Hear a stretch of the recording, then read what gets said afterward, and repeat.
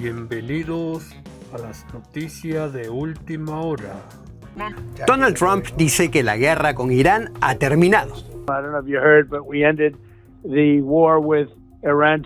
Y lo hizo poco después de ordenar duros ataques contra el régimen iraní. El sábado 13 de junio, Pakistán, como país mediador, anunció que ambas partes estaban más cerca que nunca de un acuerdo de paz, después de que Estados Unidos e Irán acordaran un texto base para ese posible pacto.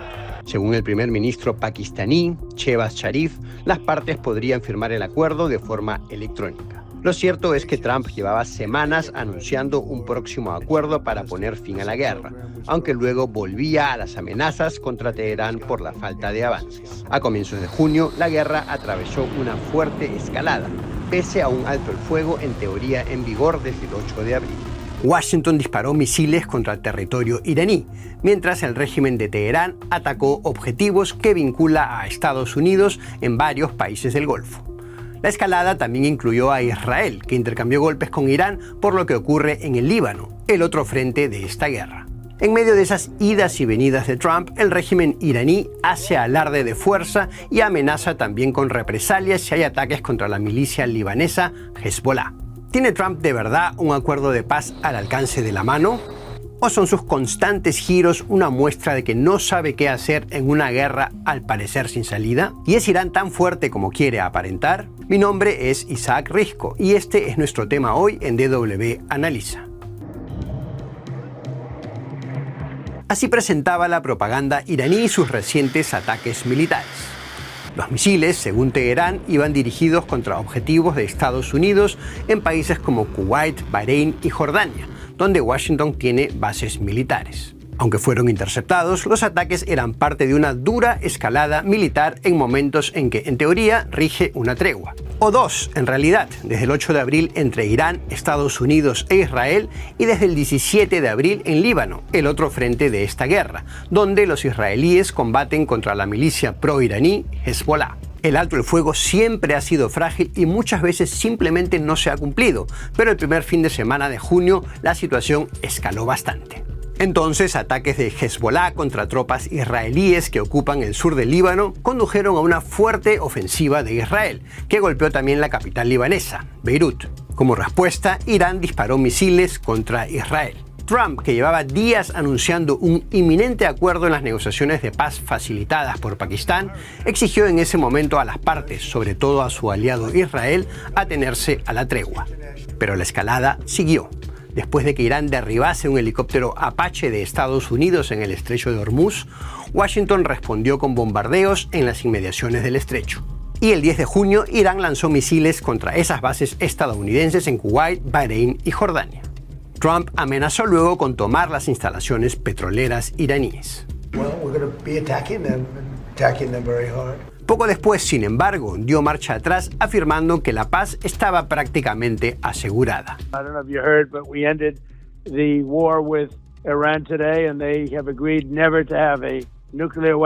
Pero al respecto hay al menos buenas razones para dudar, y no solo porque los iraníes no confirmaron el supuesto acuerdo. Según la contabilidad de la CNN, Donald Trump ha anunciado en los últimos 2 meses que un acuerdo de paz estaba al alcance de la mano en no menos de 30 ocasiones. Y hemos visto un péndulo en su retórica que ha ido de la paz está al alcance de la mano a vamos a destruir la civilización iraní. Mi impresión es que Donald Trump tiene una prioridad y es proyectar control, intentar hacer ver al mundo que él está controlando la situación y que él es el que decide si ataca y usa la fuerza o el que decide si arrastra a Irán a la mesa de negociaciones o a un acuerdo más favorable para los estadounidenses por la vía diplomática.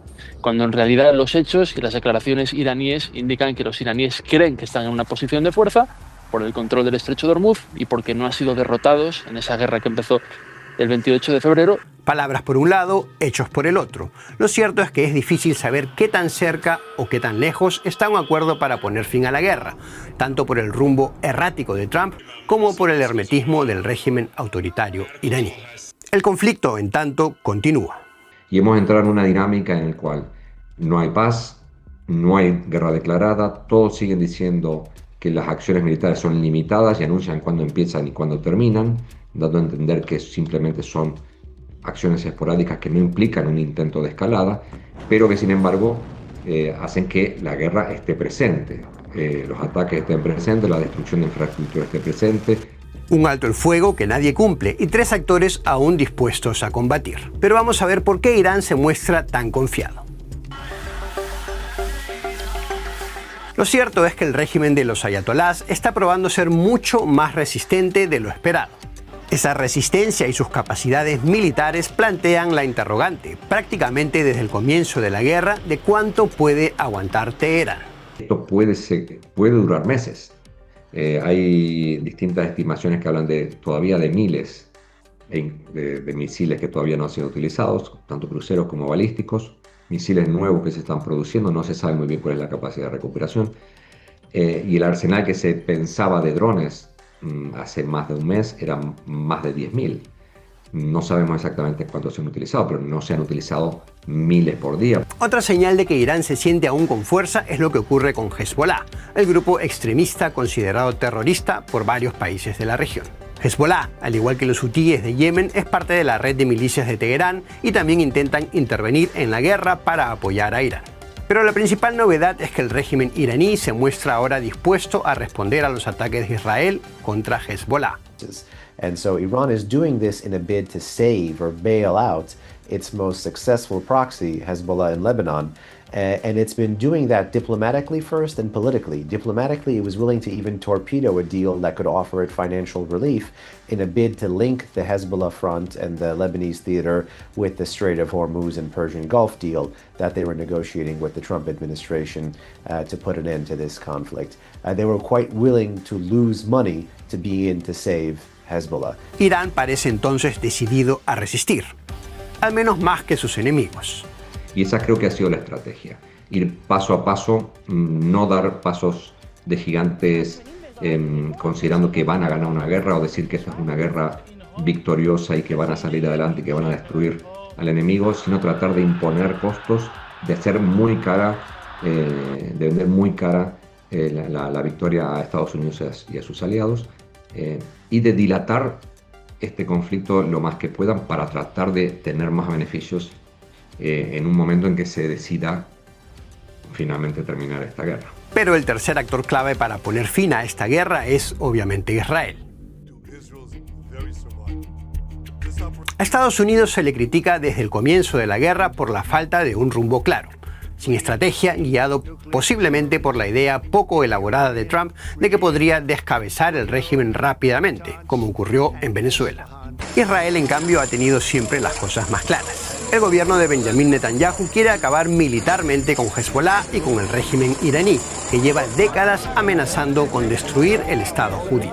Siempre Israel estuvo en contra de que se haga una paz porque para Israel la situación se demuestra a diario que no está ni muy cercana a la solución que ellos esperaban. El hecho de que Irán haya intervenido directamente y que esté demostrando seguir teniendo capacidad de fuego bastante importante, lanzando 20 o 30 misiles por día a Jordania, a Israel, y que obliga a utilizar recursos defensivos muy importantes para Israel y para no quedarse nunca tranquilo de que esto no va a volver a pasar, obliga a Netanyahu a tener que seguir pinchando a Trump para que se siga adelante con una guerra, para que garantice determinada tranquilidad estratégica. Los intereses de Netanyahu, sin embargo, chocan con los de Trump. Según el portal Axios, el líder estadounidense llegó incluso a llamar loco a Netanyahu en una llamada telefónica, cuando Trump intentaba aún frenar la escalada en el Líbano. Y la causa israelí, debido a las guerras en Gaza, Irán y el Líbano, empieza a perder popularidad en Estados Unidos. Y es que por primera vez en la historia, la población de Estados Unidos tiene un poco más de simpatía por la causa palestina que por la causa israelí. Y es una tendencia que va cambiando y que tiene un fuerte acento demográfico referente a la edad. Si uno pregunta a un boomer, a una persona de 65, 70, 80 años, la mayoría dirá que simpatiza con Israel. Pero a medida que va bajando por la escala demográfica y le pregunta a la generación X, a los millennials y finalmente a la generación Z, esa simpatía va decayendo. Es poco probable que esto haga mermar el apoyo financiero y militar real de Estados Unidos para Israel, porque la alianza entre ambos países es demasiado estrecha. Pero lo cierto es que esos intereses contrapuestos dificultan a Trump aún más encontrar una forma de sacar a su país de una de esas guerras que él había prometido terminar para siempre como líder de un Estados Unidos más nacionalista.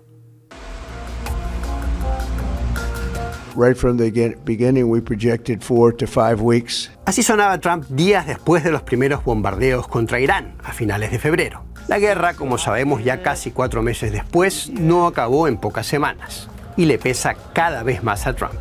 Penta LeBlue, de una fundación conservadora en Washington, cree que el presidente estadounidense debería mantener la apuesta contra Irán, pese al riesgo de enfadar a su base de votantes nacionalistas, el movimiento MAGA. It is a bigger engagement, but it's a more honest engagement. And it's an engagement that if you can say to the MAGA base, which by the way, cares about President Trump, cares about him personally, professionally, and politically, to remind them that this is a regime, the Islamic Republic of Iran, which is quite literally called out to kill this president, has a fatwa on him, on his property, and the female members of his family. Pero lo cierto es que mucho indica que terminar la guerra de Irán, de una forma u otra, no es tan fácil. Y Estados Unidos ahora mismo está en un atolladero estratégico. Si bien Estados Unidos es, con diferencia, la primera potencia mundial y podría arrasar Irán, en el aspecto práctico y pragmático no tiene esa capacidad, a no ser que lance bombas nucleares y cambie ya el paisaje global para siempre. Pero con la fuerza no ha podido cambiar el régimen, más bien lo ha fanatizado y fortalecido, y por la vía diplomática tampoco tiene visos de alcanzar un acuerdo